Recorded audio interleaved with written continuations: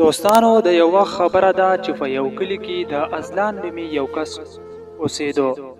د ازلان یوه ښځه او یو زوی وو او د دوی ډیره زیاته غریبي وه.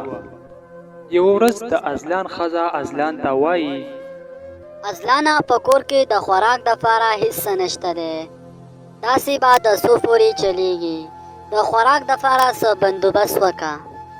زه څه وکم، زما سره په جب کې یوه روپۍ هم نشته، ځکه چې د یو څو ورځې نه یوه سورلۍ هم نه میلاویږي.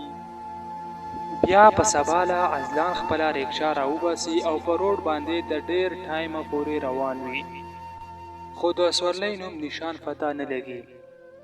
بیا ډیره وخت پس ازلان خپله ریکشا په سټینډ کې ودروي. ای خدای پاکه، زما دا زندگی به داسې د څو پورې چلیږي، ځکه چې یوه سورلۍ هم نه میلاویږي. د سورلو په نه میلاوېدو باندې ازلان ډیر زیات خفه و. خو بیا یو کس راشي او ازلان ته وایي: ارې وروره، دا ریکشا ستا ده، ته ماله لفټ راکولی شي؟ آها وروره، دا ریکشا زما ده، راځه چې ځو.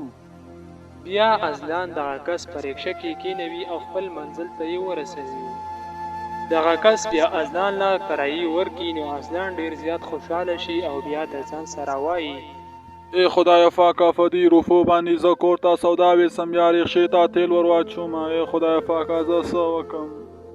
ازلان بیا په ریکشه کې کینی او ډیر زیات پریشانه وي چې په دغه روپو باندې زه کور ته سودا ویسم او که ریکشه کې پې تیل واچوم، ځکه چې په کور کې هم ډیر زیات خلک وږي وو او ریکشه کې تیل اخیستل هم ډیر زیات ضروري وو. نو ازلان دغه سوچ چې په دې کې ازلان د ګاډي سره ریکشه ووهي. بیا د دغه ګاډي مالک د ګاډي نه راکوز شي او ازلان ته وایي: ارې دا زما قیمتي ګاډی و، د دې نقصان به ستا پلار ډکوي. معاف مې که، ما چې دا هر څه وکړو دا ما د قصدا نه دي کړي، دا زما نه په غلطۍ کې وشول. زر کوه، نور په خبرو نه پوهېږم، خو ماله د خپل ګاډي خرچه راکه. زه ډېر زیات غریب یم، زما سره خو یوه روپۍ هم نشته دی. چې غریب یې نو زه څه وکم؟ خو تو داسې نه سمیږي، ودرې زه دې سمومه، په داسې طریقې به سم شي. وروره ما معاف که، زه ډېر زیات غریب یم، ما چې دا هر څه وکړو ما دا د قصده نه دي کړي. ساله حرام غریب، تو داسې نه سمیږي. نو بیا دغه شان د ګاډي مالک ازلان ووهي او د دغه ځای نه د ګاډي مالک لاړ شي او بیا ازلان دغلته کې په ژړا شي.